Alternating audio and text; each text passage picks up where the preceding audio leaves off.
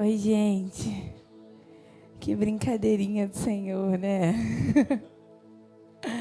Eu sou a Ellen, como o Bruno já me apresentou. O Bruno é o pastor dessa casa, ele não falou, né? O Bruno é o pastor, gente. Pastor desse lugar. E eu lembro como se fosse ontem, o Bruno sentado aqui na cadeira onde está o pastor Daniel e eu sentada no sofá. E aí ele falou assim: na escola de profetas do ano que vem, o Senhor vai começar a mexer em alguns lugares dentro de você e Ele vai ativar algumas coisas que você ainda rejeita às vezes. Não sabia que era assim. Não sabia que era com o microfone na mão e abrindo a escola de profetas. Então, que privilégio, que honra estar aqui compartilhando um pouco com vocês. E, gente, é uma escola, então nós vamos ler bastante a palavra profética hoje. A gente vai anotar muito, então se você trouxe papel, caneta, por favor, já pegue. Se você vai utilizar o seu celular, só não se distraia com outras coisas. Mas a gente vai conversar um pouquinho sobre o serviço sacerdotal da igreja, o que o serviço sacerdotal da igreja tem a ver com o serviço profético. E eu espero contribuir com vocês hoje, nessa noite. Eu tenho certeza que o Senhor já está nos tocando e vai continuar fazendo coisas incríveis conosco. Vamos orar de novo? Jesus, muito obrigada, Jesus, por tudo que o Senhor já está fazendo. Jesus, eu oro para que o Senhor retire desse lugar toda distração, todo cansaço, todo pensamento, Senhor Jesus, que nos afastará daquilo que o Senhor quer comunicar. Hoje, Jesus, eu peço para que o Senhor olhe para cá e encontre corações quebrantados, corações contritos. Que o Senhor encontre os famintos e disponíveis nessa noite, Jesus. Abra os olhos do entendimento do nosso coração, Jesus, para verdadeiramente entender aquilo que o Senhor deseja quando o Senhor fala do serviço profético da igreja. Que a gente volte à verdade que nós estamos fundamentados, Jesus, naquilo que os profetas e os apóstolos estão falando. Essa é a minha oração, Jesus. Recaia sobre essa igreja com o espírito de sabedoria e revelação. Em nome de Jesus. Amém. Já deixem abertos aí. Joel capítulo 2. Se a gente for parar para pensar o que é uma comunidade profética, eu acredito que uma comunidade profética é onde se reúne um povo que acredita que todos podem profetizar. É um povo que vive sabendo que não precisa de mediador, pois já tem o Espírito Santo dentro de cada um deles. E por isso a gente se movimenta, por isso a gente se apodera da autoridade que o Senhor liberou sobre nós. Ele mesmo disse que nós iríamos fazer coisas maiores do que Ele fez. Entendemos que nós não estamos sozinhos, não ficamos órfãos. Pelo contrário, Jesus enviou o Consolador, e esse Consolador é o Espírito Santo. E é o Espírito que ressuscitou Jesus dentre os mortos. Então, esse Espírito, esse mesmo Espírito que ressuscitou Jesus, é o Espírito que habita em nós. E por isso nós entendemos que podemos nele nos movimentar com ousadia e coragem para profetizar e para ministrar outros dons. A gente vai começar lendo Joel capítulo 2 e a gente vai perceber que Joel capítulo 2 ele não fala somente de um grande avivamento que vai acontecer. Todas as vezes que a gente vai falar sobre avivamento, a gente abre em Joel 2, mas a gente vai ver um sonho que Deus tem a respeito do povo. Então, vamos abrir, a gente vai ler o versículo 28 e o versículo 29. E acontecerá depois disso que derramarei o meu espírito sobre toda a humanidade. Os filhos e as filhas de vocês profetizarão, os seus velhos sonharão, e os seus jovens terão visões. Até sobre os servos e sobre as servas derramarei o meu espírito naqueles dias. As palavras de Joel, ele expressa um sonho do coração de Deus, e esse sonho é que todos os filhos e as filhas profetizem. Se você hoje é um filho ou uma filha, você foi chamado para profetizar. Deus, ele transformou a humanidade em uma nação de sacerdotes e reis. Se a gente pegar a antiga aliança ali no primeiro pacto, a gente vai ver que algumas pessoas elas eram conhecidas por serem profetas, por serem sacerdotes, por serem reis. Mas agora, na nova aliança, todos são verdadeiramente, particularmente especiais. Todos nós somos uma nação de sacerdotes. Não somente alguns são chamados para profetizar, mas agora todos podem fazer isso. O serviço profético da igreja está totalmente ligado ao sacerdócio de todos os santos. Então, se você é um sacerdote, você precisa se mover profeticamente. E a gente meio que esqueceu disso, porque durante a história da igreja, durante algumas coisas que aconteceram no nosso meio, nós ficamos com um pensamento de que só alguns poderiam profetizar. Durante a minha escrita, sobre hoje, eu fiquei pensando o que eu mesma achava. E quantas vezes eu não me movimentei profeticamente porque eu não agia ou não falava de uma certa maneira.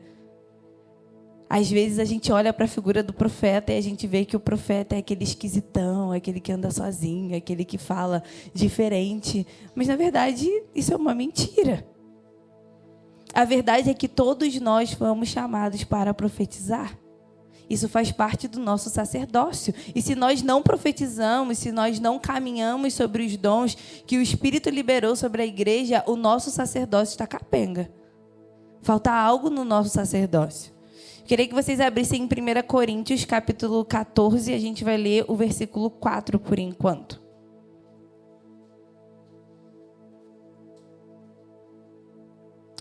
O versículo 4, ele vai dizer que o dom da profecia edifica a igreja.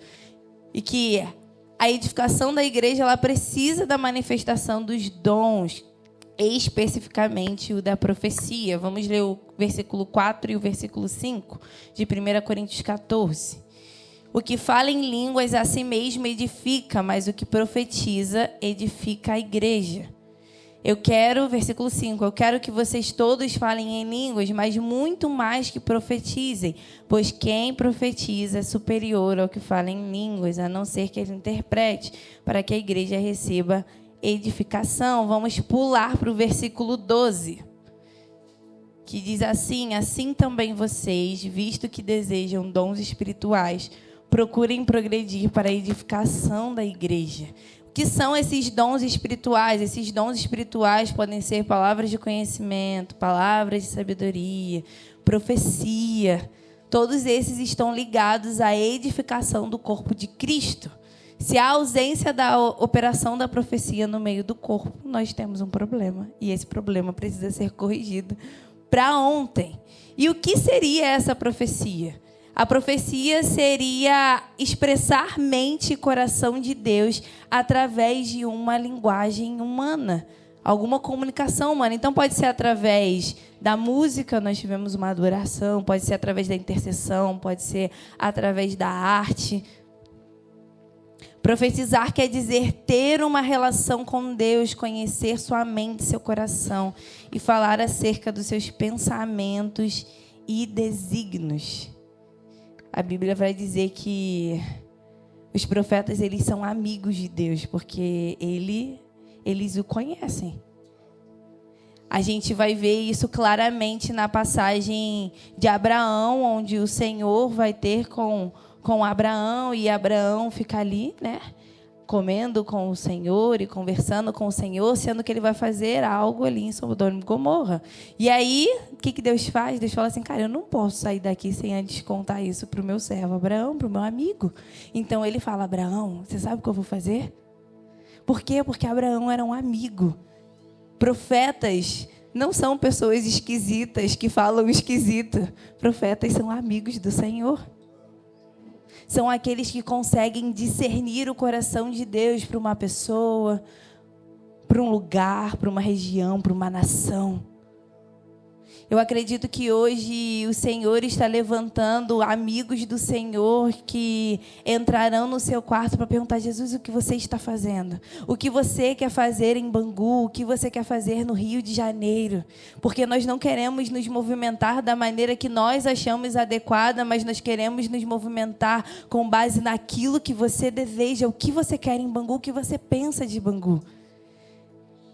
Foi muito legal no início, quando a gente começou aqui, que a gente fez foi até eu que escrevi, um artigozinho, né? E a gente perguntou qual era o barulho que esse chão fazia. Jesus, a gente quer construir um lugar para você morar, mas que barulho está fazendo esse chão? E aí a gente foi pesquisar e saber, né, sobre esse bairro, sobre aquilo que estava sobre esse bairro. E a gente descobriu que há algo muito grande sobre a violência, há algo muito grande sobre orfandade, há algo muito grande sobre moralidade sexual. E a gente, sabendo disso, discernindo isso, a gente pode começar a interceder, pedindo: Jesus, faz justiça rápida. Jesus, não mais. É o que a gente ama orar, esse versículo de Isaías na sala de oração, que é: não mais será uma mulher imoral, mas será chamada minha esposa. E nós declaramos isso sobre os céus de Bangu. Bangu agora tem um marido.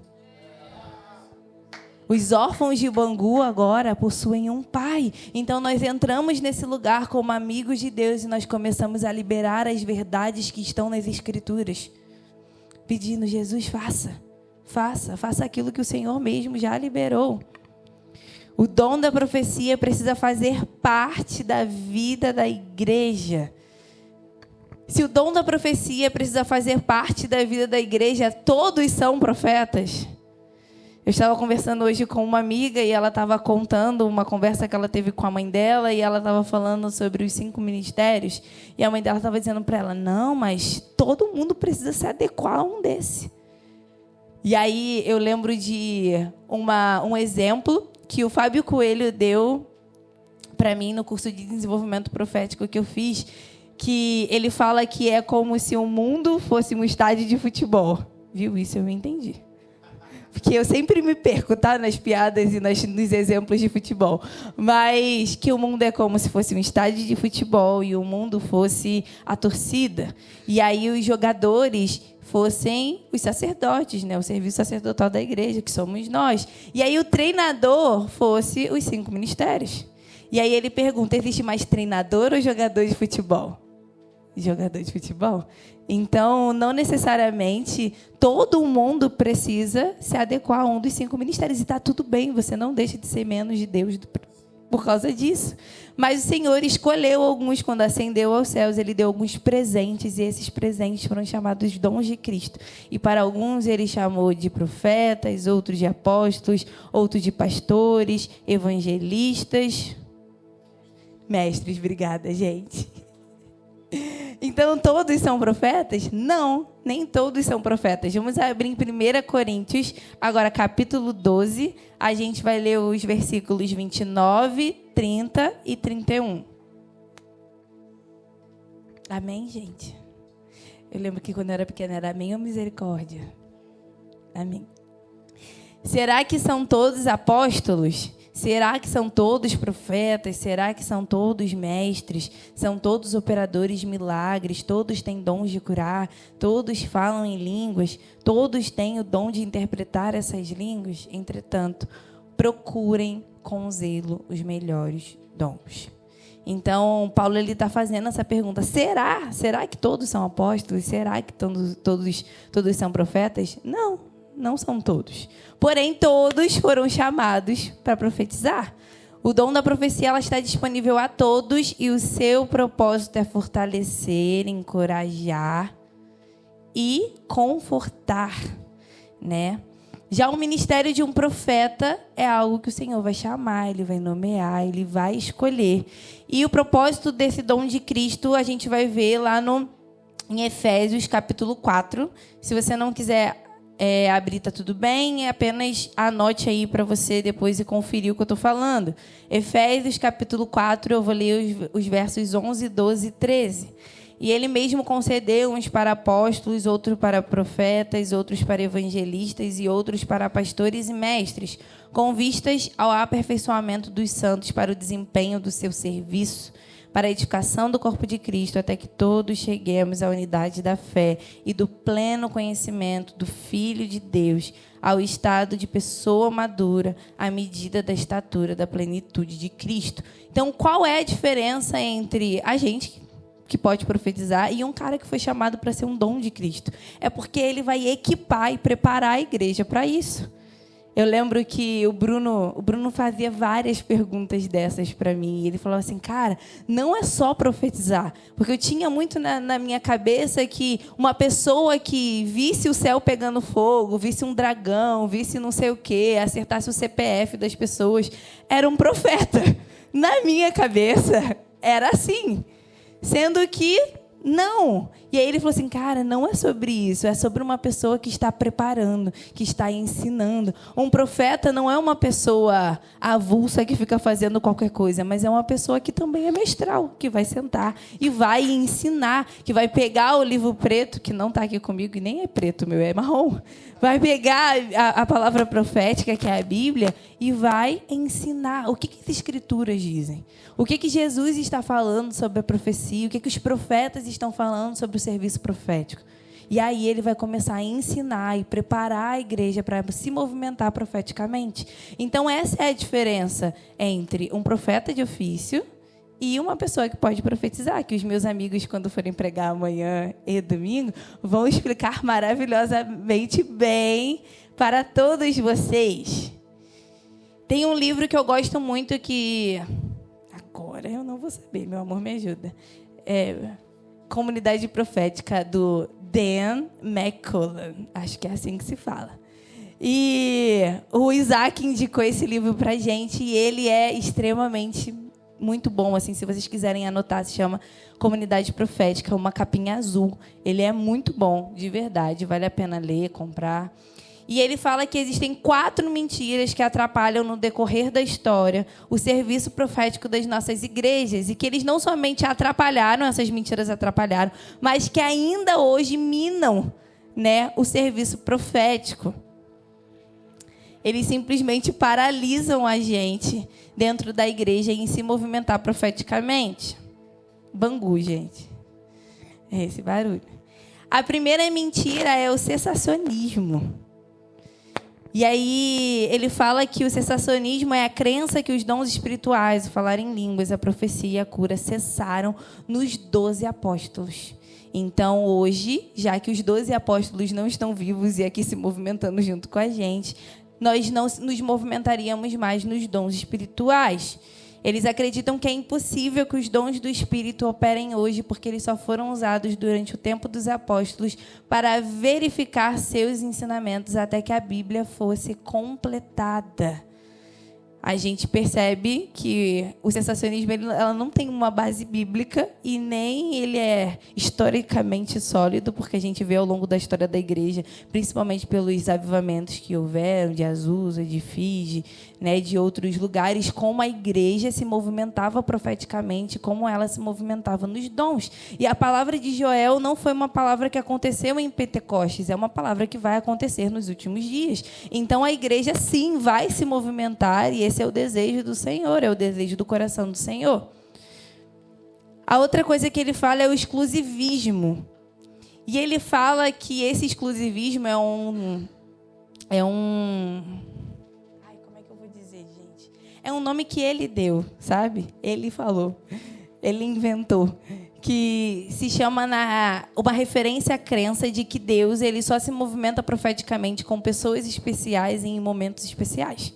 Então, não são todas as pessoas que podem profetizar, mas somente pessoas que são muito cheias do poder do Espírito Santo. E, gente, não é cheia do Espírito Santo como a gente fala, mas é uma parada bem caricata mesmo, sabe? Quando a gente olha e vê aquela pessoa que fala em línguas muito alto, ou então que vê dragão, vê fumaça, vê o céu se abrindo. E se não for assim, você não tem o Espírito Santo, né? Você não pode se mover profeticamente. Se você for mais quietinho, tá errado, não é assim. Então ele fala que o exclusivismo, ele acabou interferindo muito nas igrejas, onde as pessoas começaram a pensar que se eu for especial, eu consigo fazer isso, mas como eu não sou, eu não me movimento assim.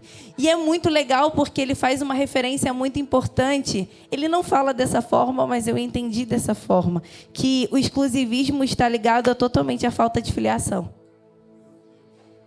E aí eu fiquei parada para pensar e eu falei assim, cara, realmente, os filhos entendem o que o pai faz. Os filhos entendem o que o pai diz para fazer. Jesus, ele fazia somente o que via o pai fazendo. Se o pai está profetizando, se o pai está proferindo palavras, nós filhos devemos fazer a mesma coisa. E aí ele começa a dizer que há uma falta de identidade de filiação dentro da igreja e por isso o ministério profético não se movimenta. Porque muitas vezes nós nos olhamos e nós dizemos, eu não sou capaz. Eu não sou... Não estou pronto para isso, eu não posso fazer isso, eu me vejo inferior para fazer isso. E, na verdade, isso é uma mentira de Satanás na nossa cabeça. Porque se nós somos filhos, nós podemos sim fazer. Faz parte do nosso serviço sacerdotal.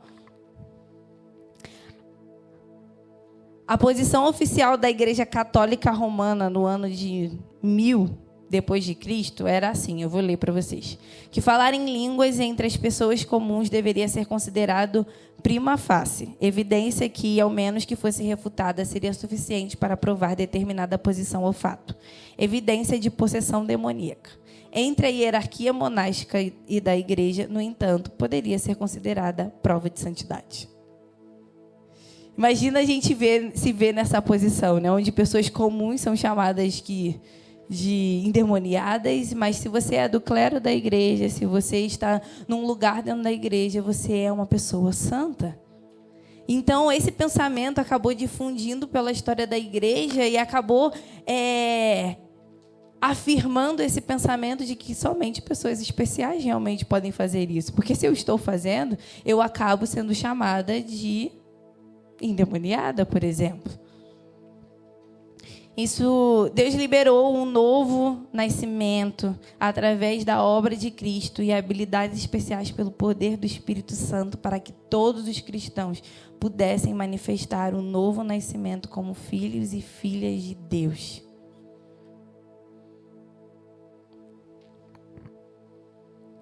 No nosso mau entendimento básico sobre como Deus se move, a gente acaba trazendo um grande equívoco para a nossa natureza de filhos.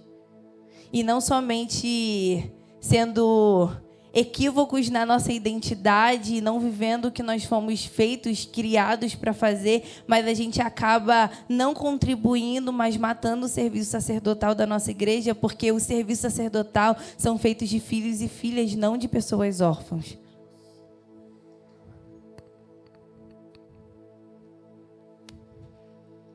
Vocês já pararam para pensar que João, além de discípulo de Jesus, ele conseguiu ser filho de Jesus?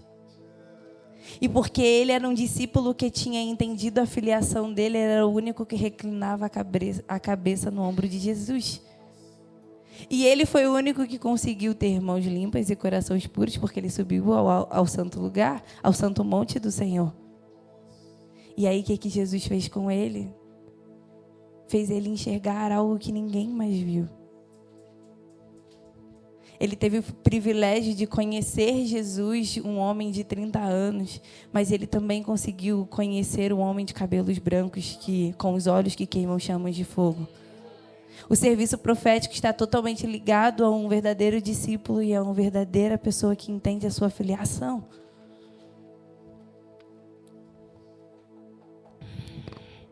Devemos parar de viver como um escravo esperando ser comandado e passar a viver como filhos que entendem os valores e a visão de uma família saudável e sagrada. E o serviço profético está enxertado nesses valores e nessa visão. O terceiro e último é o monasticismo. Eu gosto muito de estudar a história dos monastérios. É muito legal. E eu não vou falar mal desse período da igreja, da história da igreja, mas eu vou falar que nele, né, trouxe algumas mentiras também. Muitos dos que chamamos pais do deserto se retiraram da igreja estabelecida para territórios desabitados, para buscar um relacionamento com Deus. O que estava acontecendo é que o Estado estava influenciando muito dentro da igreja e algumas pessoas saíram e foram para os montes. E aí começaram a criar os monastérios, esses lugares assim de deserto. Eles foram ministrar aos pobres e construir comunidades com base nos valores bíblicos do reino. Com resultado, os milagres estavam acontecendo nos lugares de deserto com maior frequência e não nos lugares comuns onde as igrejas estavam. Com a igreja do deserto veio uma mentira que é: se eu puder me afastar da vida deste mundo e de outras pessoas, eu poderia ser espiritualmente poderoso. Os pais do deserto, eles não foram para o deserto porque eles queriam ficar espirituais, porque eles já eram pessoas espirituais. É ilógico pensar, isso a gente precisa muito parar para pensar, porque é uma mentira que caminha muito com a gente. É ilógico pensar que se uma pessoa pudesse se afastar de outros da sociedade, ela poderia se qualificar para realizar atos poderosos. Separar-nos dos outros não nos torna sagrados. Nenhum profeta pode se deixar levar pelo engano que foi chamado para viver numa caverna separado do corpo. Não é mais sobre um profeta que vai subir sozinho no alto de um monte, mas é sobre uma companhia de João Batista que vai vir e vai subir junto. Não é sobre uma pessoa, é sobre uma família. É muito legal porque a gente sempre termina as nossas pregações assim: sempre é uma família. O espírito de Elias vai vir e ele não vai pegar uma pessoa. Ele vai converter o coração de todo um povo. Não há essa ideia de que o profeta ele nasceu para viver sozinho ou ele é mal compreendido. Se você está sozinho, não é um serviço profético. Só é um serviço profético quando é feito através de um coletivo.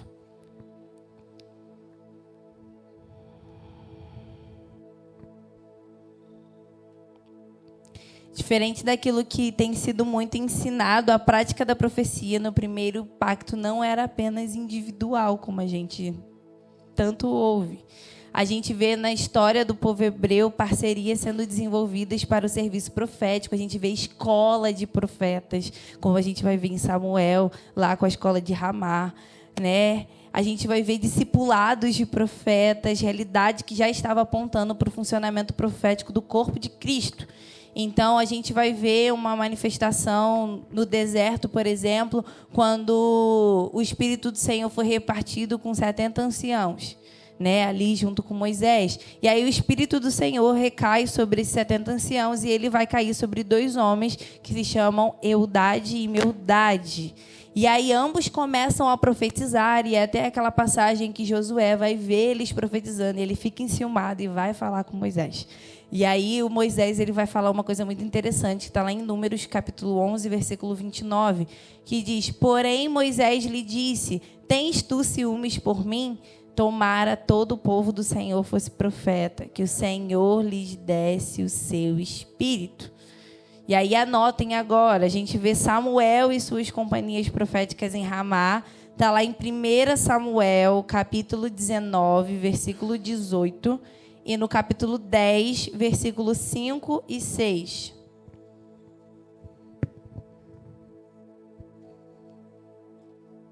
A gente vê Davi em Sião estabelecendo uma companhia de profetas e videntes para servirem no tabernáculo. 1 Crônicas, capítulo 9, versículo 22 e 23. Capítulo 25, 1 e 2. E capítulo 29, versículo 25. Qualquer coisa, gente, depois eu mando o PDF. Porque eu estou falando muito rápido. Mas é só para vocês saberem que eu não tirei da minha cabeça.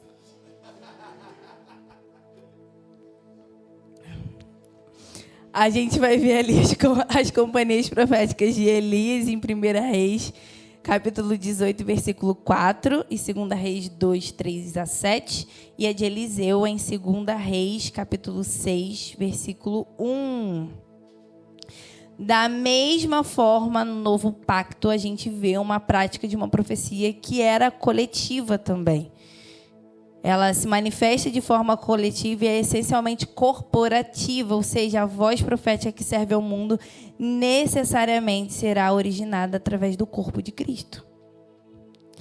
A gente vai ver lá em Joel 2, que é o que a gente leu, que o espírito profético ele vai ser derramado de forma coletiva e transgeracional. Então, a gente vai ver anciãos, jovens, crianças, todas essas pessoas que fazem parte do corpo de Cristo.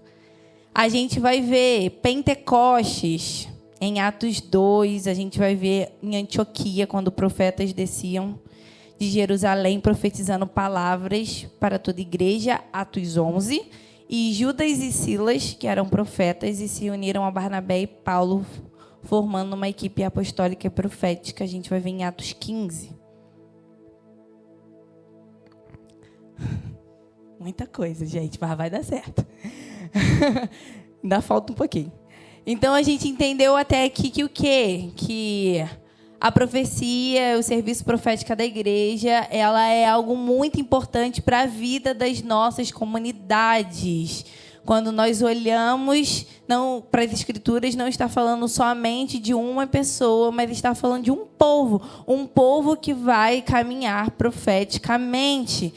O sonho de Deus é que filhos e filhas comecem a profetizar e profetizem. E aí eu pensei na realidade da comunidade Cristã Tenda. Você que está aqui sendo visitante, sejam bem-vindos, gente. Eu amei ver vários rostinhos novos. Mas talvez essa seja a sua realidade também. Mas eu fiquei pensando que a gente, às vezes, faz um desserviço. Ao invés de fazer um serviço profético, a gente faz um desserviço profético. Porque muitas vezes nós somos... Desculpa, gente. É que o meu pastor, ele foi me dar um recado lá atrás, aí eu ri. E eu não soube disfarçar. Mas... nós ficamos tão apegados à nossa orfandade, pessoas da comunidade Cristã Tenda, tão apegados à nossa orfandade que a gente não consegue se movimentar profeticamente.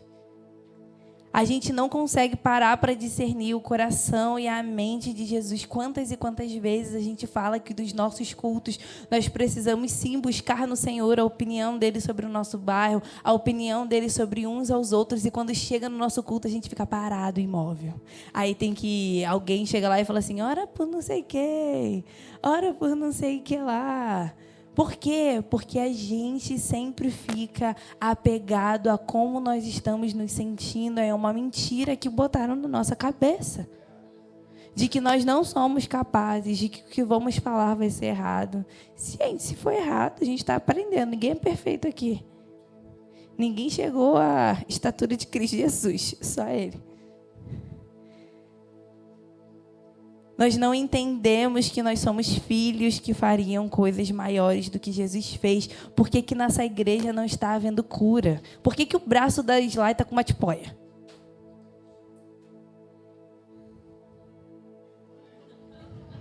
Cri. Por que o joelho do Alan vive sempre ferrado? Nem sei onde é que está o Alan. Por que a gente não tem coragem de simplesmente ir lá, botar a mão e falar: seja curado no nome de Jesus? Mas quando a gente olha para Atos e a gente vê que uma pessoa caiu do terraço, morreu, e o pessoal simplesmente foi lá, ressuscitou e continuou o culto, a gente acha: caramba, que maneiro, mas aquilo não foi para a igreja de Atos, isso foi para a gente. Aquilo que Jesus falou sobre nós faríamos coisas maiores não foi para Paulo, não foi para a igreja que estava sendo liderada lá com os discípulos. Foi para mim, foi para você. Por que a mão da Isa está com tendinite?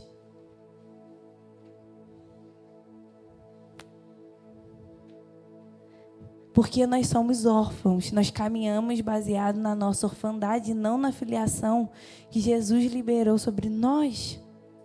Nós não acreditamos, na verdade, nós nem é que acreditando, a gente nem para lembrar que o Espírito Santo está dentro de nós. Nós vivemos, ele é para mim a pessoa da Trindade mais negligenciada, que é a que habita em nós e a gente vive como se ele não tivesse. Porque às vezes o Espírito Santo fala assim, vai lá, ora pelo menino que está na cadeira de rodas, ora pela pessoa que está com febre. A gente fala, eu? Não, porque não vai acontecer. Mas o Espírito que ressuscitou Jesus dos mortos está dentro de nós. É impossível que ele não faça algo. Nós precisamos começar a se mover profeticamente, ao invés de olhar para as Escrituras e achar, nossa, que bonito. É muito legal quando o avivamento está no hype, né, gente? E aí, como o avivamento está no hype, todo mundo fica contando as histórias do avivamento. E aí a gente acha, caramba, que maneiro que braço era braço, amor? Reconstruído. Ouvido, ou passava, quem era surdo passava a ouvir. Nossa, que maneiro, mas eles eram pessoas comuns, como a gente.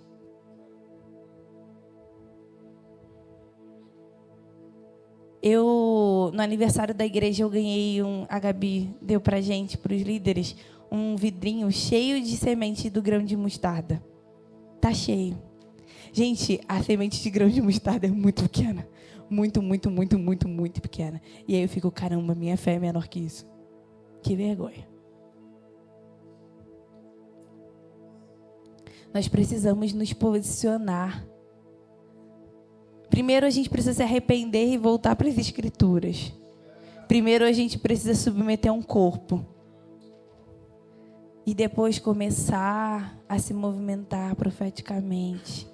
Para que a igreja seja edificada. Para que a gente possa chegar ali na Isla e falar, você seja curada. E a Isla largar aquilo e jogar para cima. Não é sobre nós, gente. Nunca foi sobre nós. É sobre aquele que era, que é e que há de vir. É sobre ele, sobre o que ele está fazendo, sobre o que ele está falando.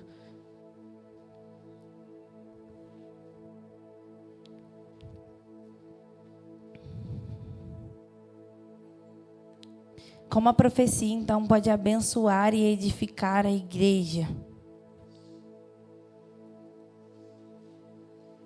Na vida da igreja existem diversas expressões coletivas do serviço profético que edificam, consolam e exortam, possibilitando todos os santos servirem profeticamente e serem abençoados por uma comunidade profética. A primeira delas é a pregação da palavra. Não sei se vocês sabem, amigos, mas a Bíblia é a verdadeira palavra profética. Vocês já pararam para pensar que quando vocês estão lendo a Bíblia, Porque às vezes a gente está no nosso devocional e a gente meio que está achando que está falando para a parede, né? Tipo, cara, não tem ninguém aqui me ouvindo. Mas é só olhar para a Bíblia. A palavra de Deus em João diz que Jesus é o Verbo. E o Verbo encarnado está ali, a palavra de Deus. A Bíblia é a palavra profética. Quando as pessoas falam, eu vou liberar uma palavra profética, eu posso ler um versículo e decretar ele, eu vou estar profetizando?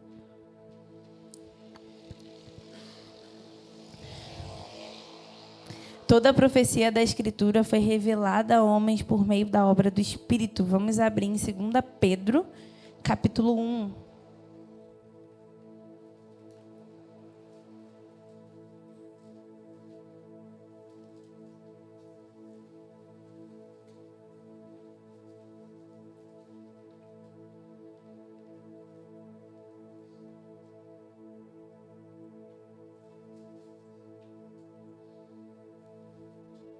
2 Pedro, capítulo 1, versículo 19. Vou ler até o 21. Assim, temos ainda mais segura a palavra profética, e vocês fazem bem em dar atenção a ela, como a uma luz que brilha em lugar escuro, até que o dia clareie e a estrela da alva nasça no coração de vocês. Primeiramente, porém, saibam que nenhuma profecia da Escritura provém de interpretação pessoal, porque nunca jamais qualquer profecia foi dada por vontade humana. Entretanto, homens falaram da parte de Deus, movidos pelo Espírito Santo. As Escrituras, elas desvendam o mistério do reino dos céus e eles traçam uma linha entre o santo, aquilo que é santo, e aquilo que é profano através das leis de Cristo. A pregação profética é uma das expressões corporativas mais poderosas no serviço do ministério profético. A gente vai ver exemplos nas Escrituras de Estevão, ali em Atos 7, onde ele prega assim, a Bíblia inteira para a gente, muito bom. E a gente vai ver Paulo pregando no Areópago, em Atenas, em Atos 17, que ele também fala um pouco sobre a ressurreição de Cristo, e ele vai pregando, expondo a palavra profética. A segunda é a adoração coletiva. O conceito de adoração é extremamente profético. Por quê? Porque adorar a Deus é uma resposta da revelação de quem Ele é.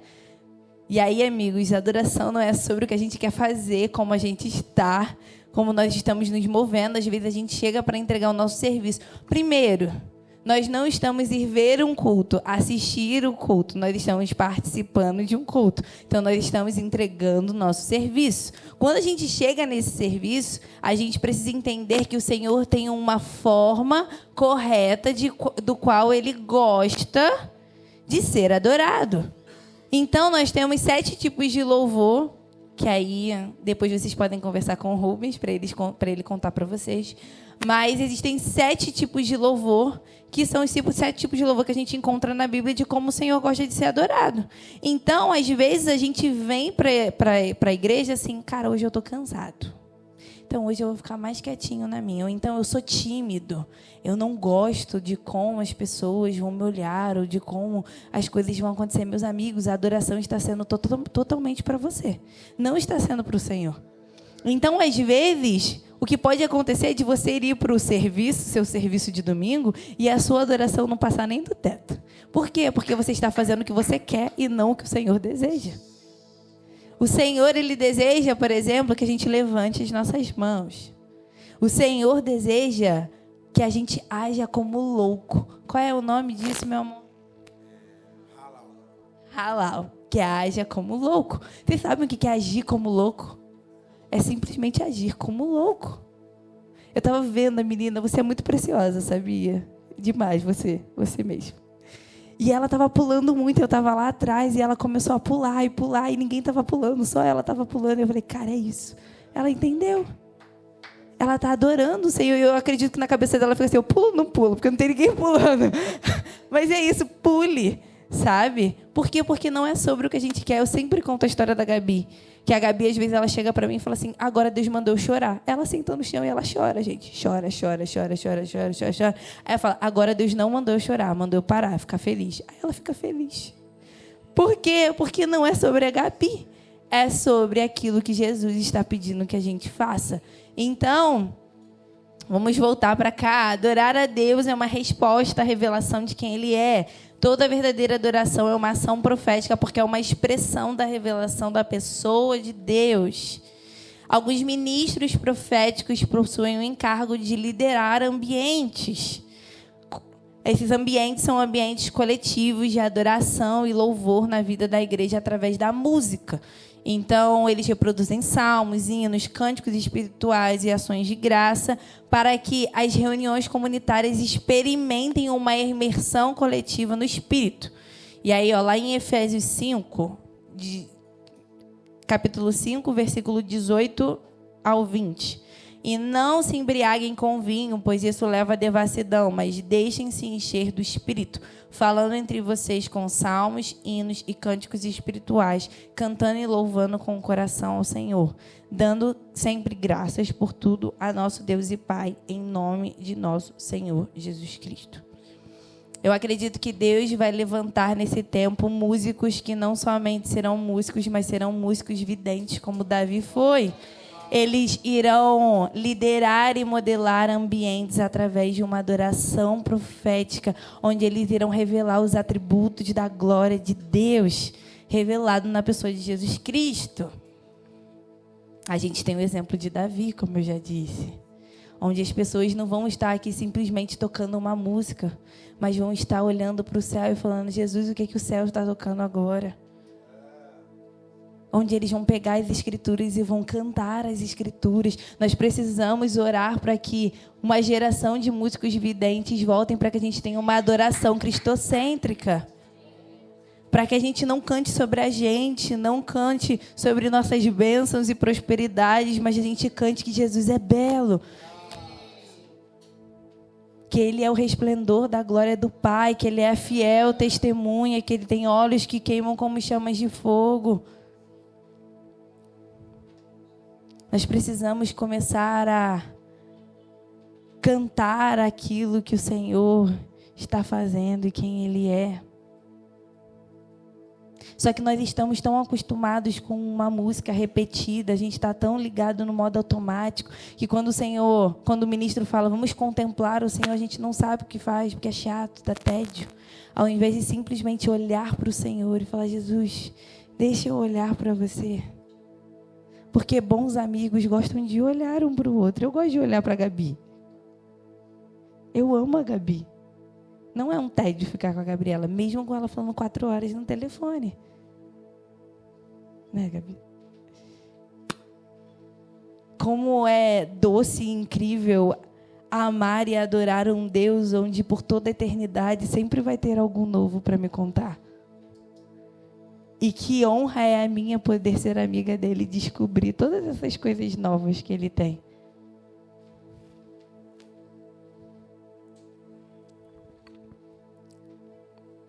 A terceira e última é a intercessão. A intercessão, em sua raiz hebraica, é paga. Acho que é isso. A gente vai ver lá em Isaías 53, versículo 12, Jeremias 7, versículo 16. E ela diz sobre colidir violentamente, encontrar, suplicar, pleitear. É uma ação que interfere no desenvolvimento de outra pessoa, promovendo mediação e intervenção. Intercessão como interpor-se e colocar-se entre. A intercessão é uma ação profética que se visa se colocar entre duas partes. Então, eu vou me colocar entre Deus e uma pessoa, Deus e um lugar. É orar aquilo que Deus está falando e fazendo na vida de uma pessoa ou região. Não é sobre o que o intercessor quer, o desejo do meu coração, mas é sobre aquilo que ele está querendo. Vocês estão entendendo que é tudo sobre ele, nada sobre nós. Nós só estamos aqui para ser realmente um instrumento. O intercessor é aquele que se coloca entre Deus e os que merecem sua justa ira e castigo às vezes. Intercessores são amigos de Deus que abraçam os seus sentimentos com relação à criação. A gente vai ver lá em Tiago, capítulo 2, versículo 23. O Michel ou o Mike Duke. Para mim, sempre Michel. Michel Duque Estrada diz que o maior prêmio de intercessor não é o resultado das suas orações, mas a amizade que ele desenvolve com Deus. E eu fiquei muito pensando na questão da intercessão, porque eu lembrei muito daquele... Agora é com Jesus. Eu lembro muito daquele versículo lá em Ezequiel, que diz que ele olhou para a terra procurando alguém que pudesse se colocar entre aquela cidade e ele não encontrou ninguém. Será que o Senhor vai olhar para Bangu, ou olhar para o Rio de Janeiro e procurar alguém para se colocar entre e não vai achar ninguém? Ou o Senhor vai levantar alguns aqui para dizer: Jesus, eis-me aqui, eu vou me colocar. Eu vou me colocar na brecha. Eu vou me colocar entre o que você pensa, no que você está fazendo a respeito do nosso bairro. A gente vem para a sala de oração e a gente fala muito sobre todas as nossas orações precisam carregar uma responsabilidade de que, cara, nós não estamos orando por orar, mas o Senhor irá cobrar. Nós precisamos nos tornar responsáveis por aquilo que nós oramos.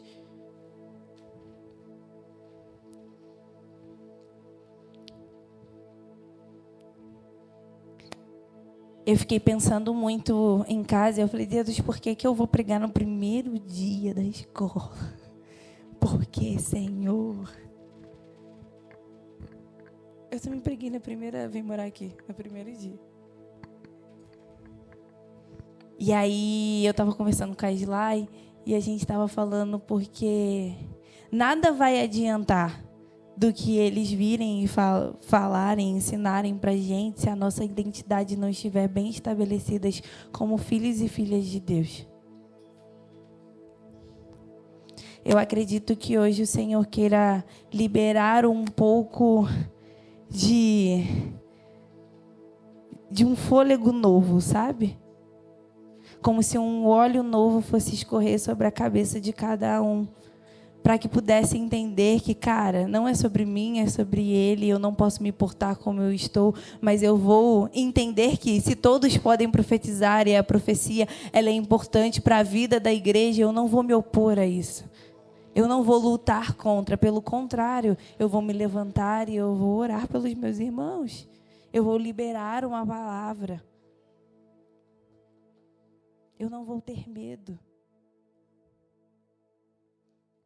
Eu queria pedir para que vocês levantassem, mas empilhassem as cadeiras, porque não vai dar para